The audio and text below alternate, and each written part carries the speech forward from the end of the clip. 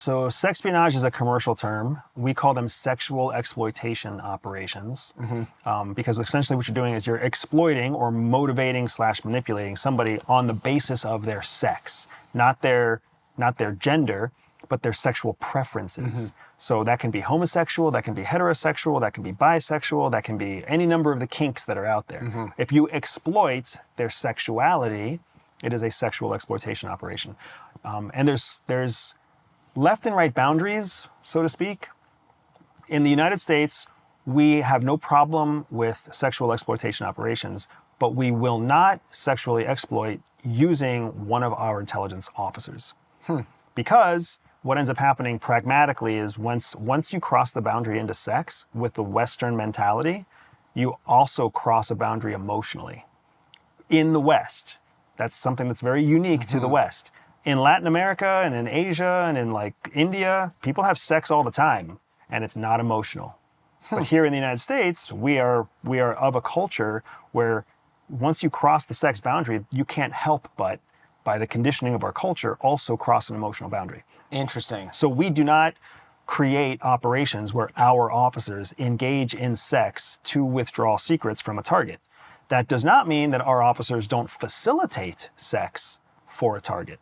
So if you have somebody who's really into, transgender men or transgender females, you might facilitate them getting a transgender prostitute or a transgender boyfriend or girlfriend, and you become the friend that helps them get the sex they want. Yeah, that's an interesting little hustle right there, huh? The left and right boundaries, Yeah. right? Whereas you consider SVR or MSS, the Russians or the Chinese, they very much let their own officers, they push their own officers to engage in sexual exploitation operations because they don't have freedom of choice in those countries. They don't have personal rights in those countries. And oftentimes what they find is that in those countries, sex is already like not an emotional thing. Yeah. So they can leverage that tool much faster. And it's better to put a trained operator in bed with a target than it is to put a trained operator in the room next to the target. And then after the target gets their rocks off, then you have a conversation. But in our country, that's essentially what we're left with. Yeah, interesting. By the way, one of the other reasons I brought up Neil Strauss, not to throw shade on his podcast, which I actually quite enjoyed, even though, again, I think her story is full of holes.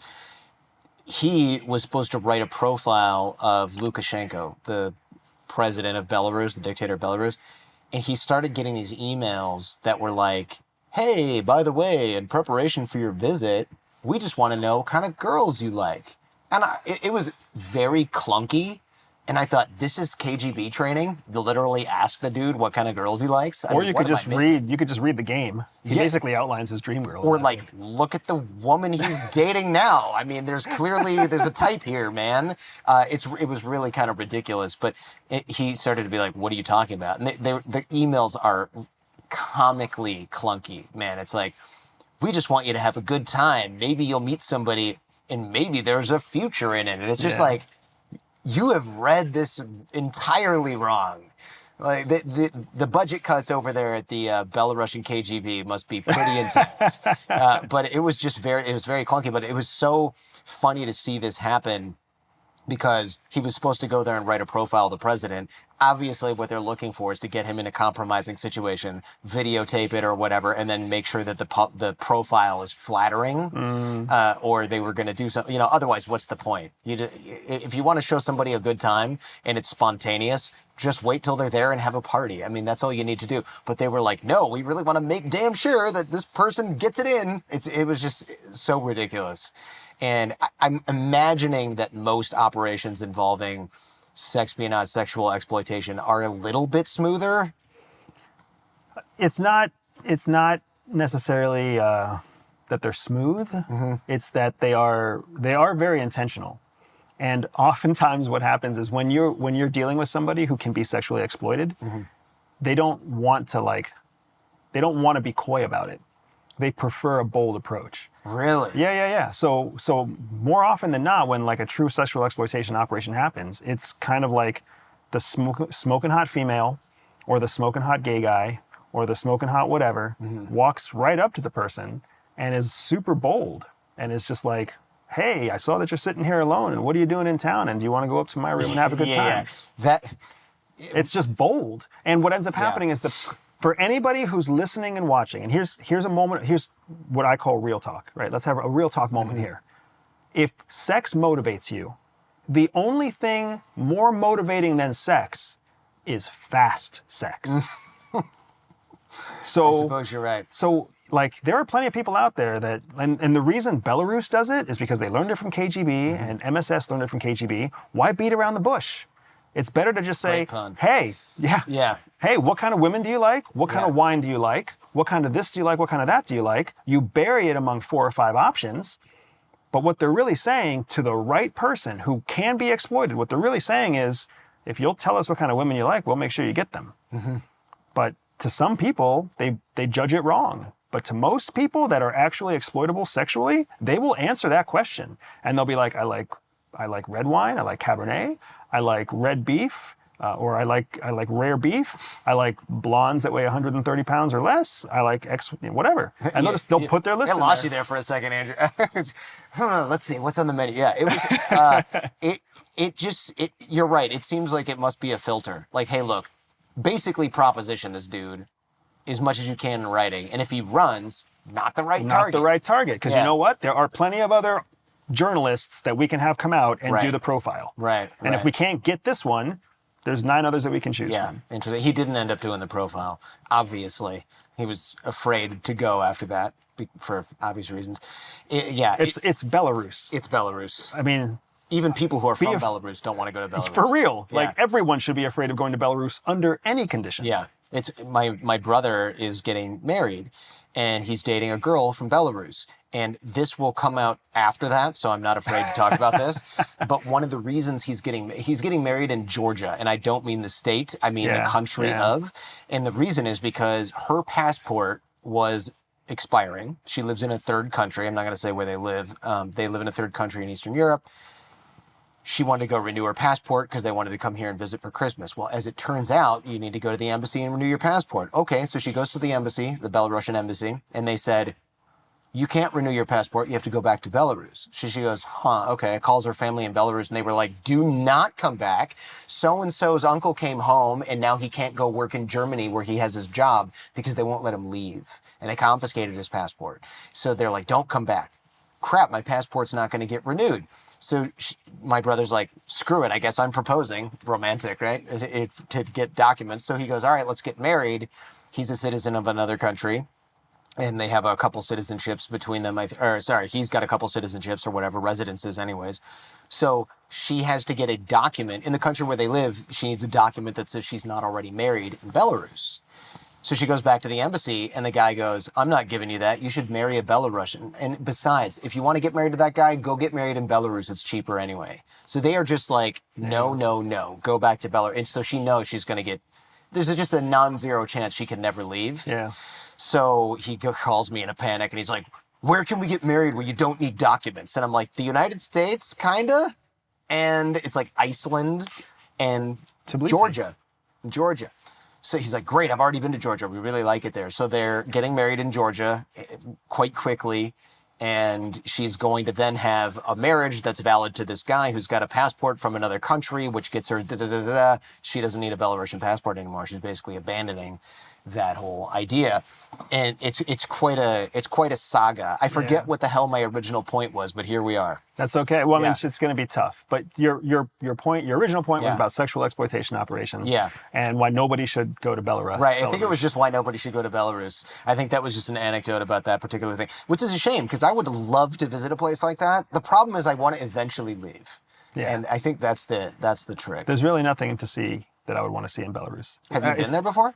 So Belarus is on a short list of places where, like, I'm never really allowed to go, and Russia's on that list too. Sure. But if anything you want to see in Belarus, you'd prefer to see it in Russia, anyways, right? So maybe, because that's really the whole reason Belarus is a dangerous place is because it's essentially a shadow government run by Russia. Yeah. What is the term people use? Like, not puppet state, which is also true, but and not even fiefdom, but.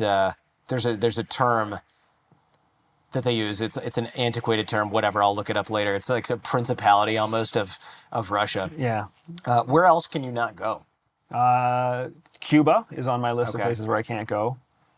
China is on my list of places where I can't go. Hong Kong is now on that list.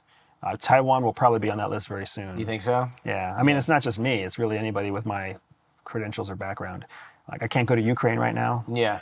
So there's places where we become a risk if someone with our credentials ends up being picked up in a place like that. And these are not free countries. There's not. Taiwan is free, but there's a lot of MSS operating in Taiwan, obviously. And like, again, when we talk about free, like, the Taiwanese police could wrap us up, could wrap me up, and then come up with any trumped up claim, and it would work. But Taiwan is a friendly state in so many ways. Why would they wrap you up? The Taiwanese president is friendly. The Taiwanese legislature is not.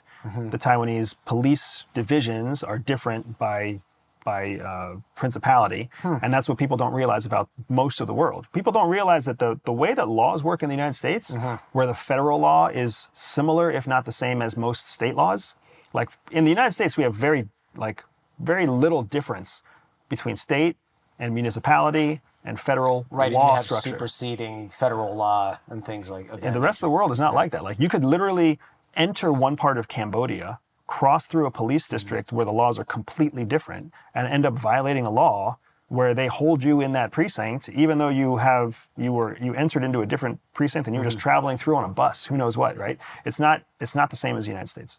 Yeah, Taiwan, I'm still a little confused by that, just because it does seem so friendly. I mean, Hong Kong obviously is part of China. Hong Kong was super friendly. Yeah. Until it suddenly wasn't friendly. Right. If you were there 4 days before it was suddenly unfriendly, it would have still been unfriendly, right? Like, since the Taiwanese elections in January, the pro-unity with China government, that they control the legislature.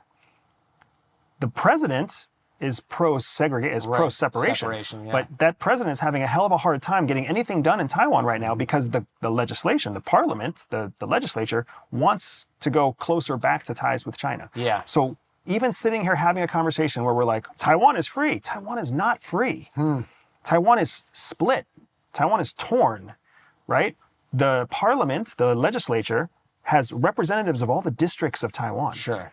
The majority of those districts are represented by somebody who wants to reunify with China, which means that China spreads its hands everywhere anyways. Sure. Yeah. It's definitely deep into those districts that want unity with China.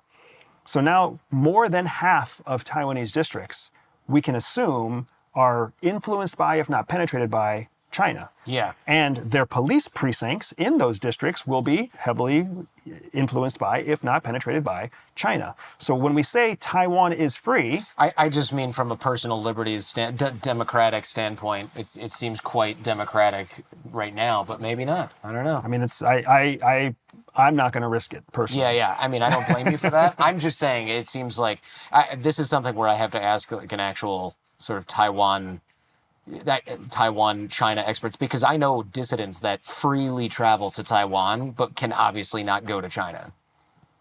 And, they would never go to Hong Kong because they'd be arrested immediately. Are they traveling after January of this year? Yeah, that's a good question. I don't know. I have to ask. The danger of traveling in and out is increasing every day. Yeah, that's interesting. And it's the same thing with Hong Kong. I'll have to ask. Hong Kong, I can't go to China or Hong Kong, but I last went to Taiwan in October, and now I'm like, well, crap, should I not go back? I talk a lot about China on the show. I am not in their good graces by any stretch.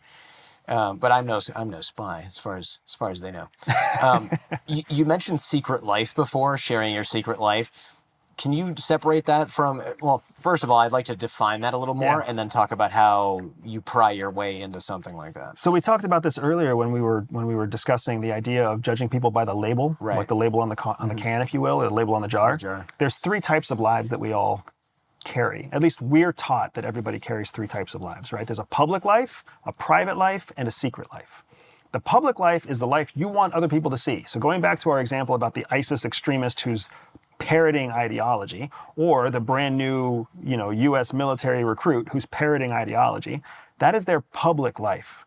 That's what they put on so everyone around them can see it, right?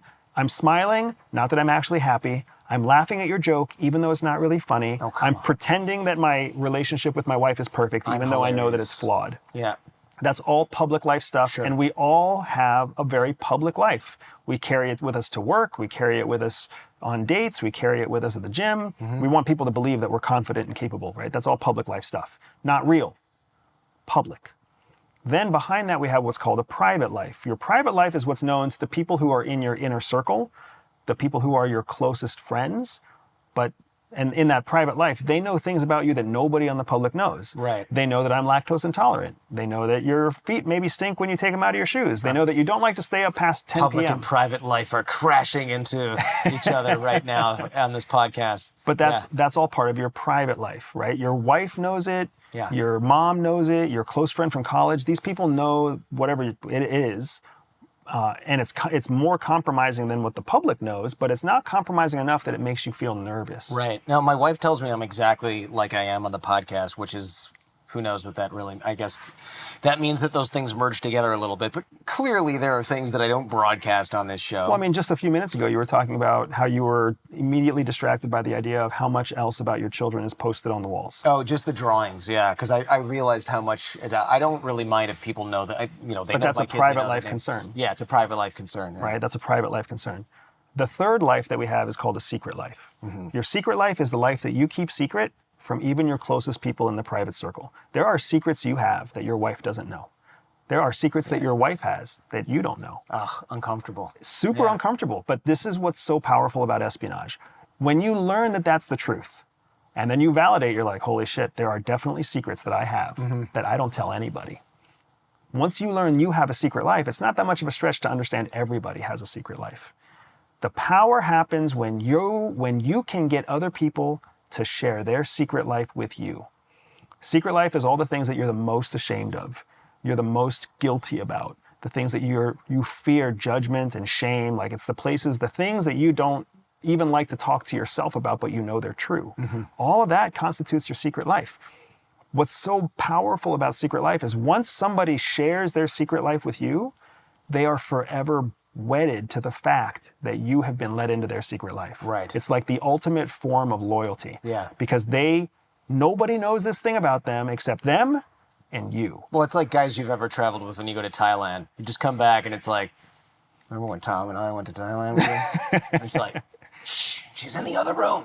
Like there's a few of those. There's a bond there, right? And that bond is super powerful when it comes to the idea of using that bond for leverage and gaining secrets again, because espionage is all about stealing secrets. Yeah. Well, once you've been let into someone's secrets, it's very easy to get them to tell you more secrets that don't even compare to that secret from their secret life.